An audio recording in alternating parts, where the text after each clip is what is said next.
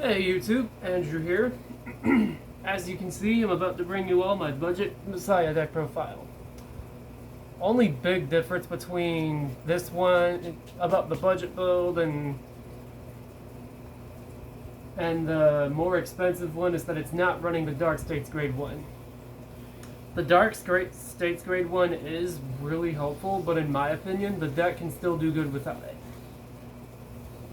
I may consider getting the Dark States Grade 1 at some point, but if I do, it's gonna be a while. Anyways, onto the profile. Starting off, you have your Messiah ride line. Alter Ego, Awakening, Asleep, and Neon.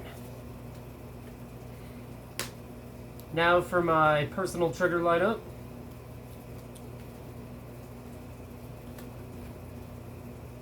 For heals, I may consider swapping out 2 of the normal heals for 2 of the effect heals at some point. For front, I am running the vanilla fronts for now, but eventually I will be getting the 20k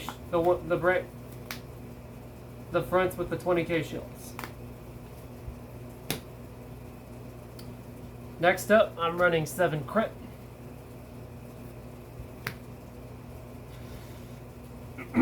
I run 7 crit for front because Messiahs are honestly a powerhouse of a deck. And getting all that extra power and extra crits are really handy for this deck. And in my opinion, draws aren't necessary for this deck because you can guard enough even without them. I also don't run those in Chronojet for those that have watched my Chronojet profile. Finally, Brantgate OT.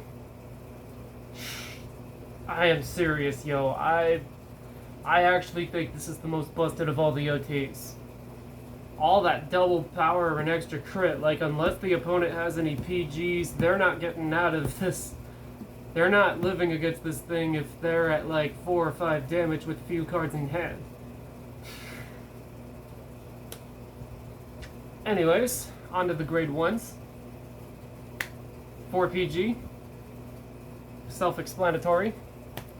And my budget grade, and a neat little budget option I have for this deck, 3 copies of Herbig Claw.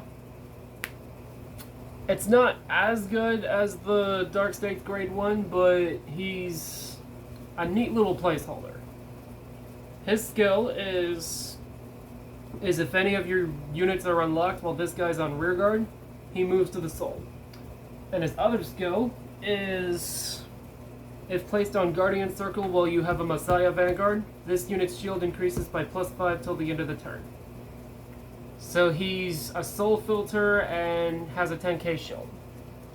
That's still a pretty good placeholder. Anyways, for Awakening Messiah, Sacrificed Messiah. So many Messiahs.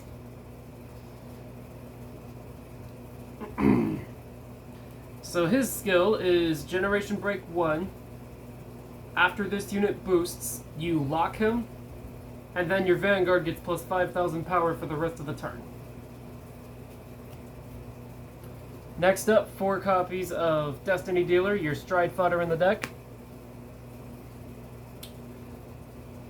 Just like how Steam Breath searches for Chronojet, this guy can search for any Messiah Grade 3, if you choose to discard it. And you can add it from drop or deck to your hand. Next up, for Arrestor Messiah. When this guy's skill is GB1, when he attacks, he gets plus 5,000 power for the battle, and after it attacks, you lock it. He's really good because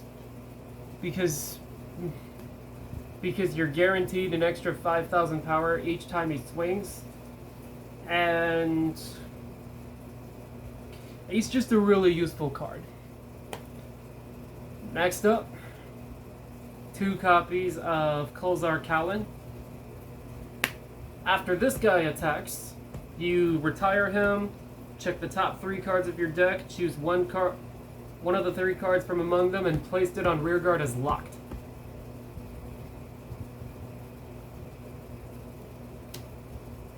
Next up, 4 copies of your Now for Grade 3s.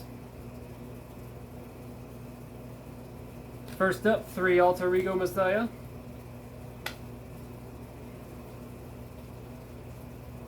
So Alter Ego's skill is GB2 when a unit is unlocked. And this means any player. When any unit is unlocked, you can Soul Blast 1, but blast 1 and draw a card. And his stride skill is when you stride a unit on top of him, you can counterblast 1, choose 1 rearguard on your board and 1 on the opponent's, and each unit gets locked. Well, actually, you have to lock one of your own rearguards first, then lock one of the opponent's. And only if you have a rearguard on your board you can lock.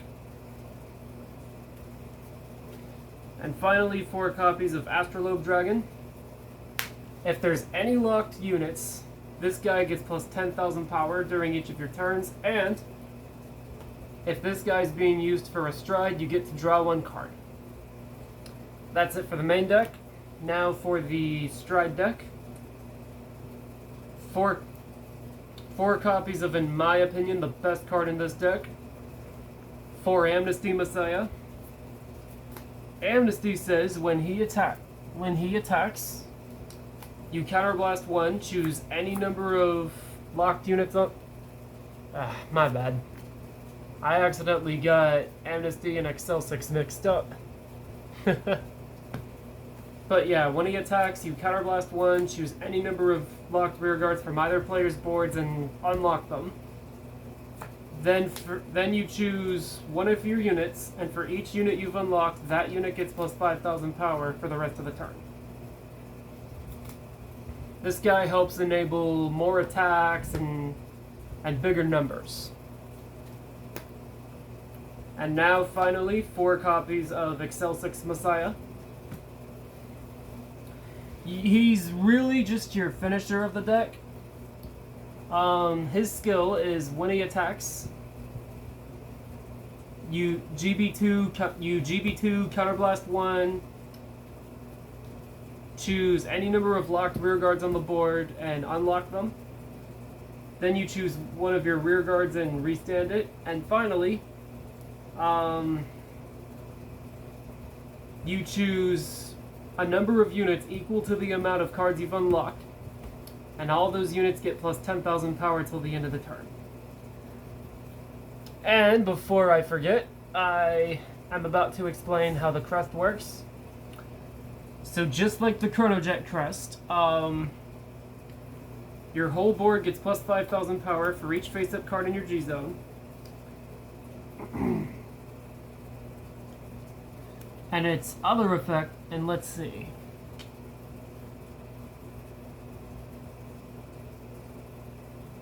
And at the end of your turn, unlock all your opponent's rearguard. Unlock all players' rearguards and bind your opponents after you've locked them. So they actually made lock a bit more balanced in this format, and I like that, honestly. I mean, yeah, it's not fun for your rearguards to get locked, but in my opinion, it's more balanced than them just staying locked. Anyways, thanks for watching the video, everyone. I hope you all enjoyed it.